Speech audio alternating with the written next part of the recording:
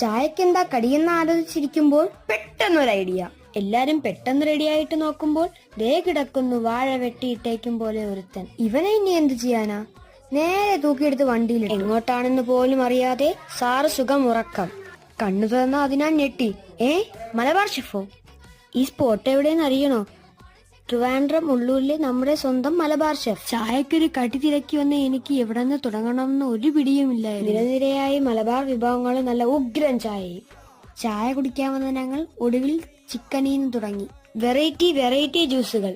കൂട്ടത്തിൽ കാണാൻ ഏറ്റവും രസമുള്ളത് കിളിക്കൂടായിരുന്നു. ഐവിന്റെ വേറെ ബലൂണ് പോലെ ആയിട്ടും അവൻ നിർത്തുന്നില്ല.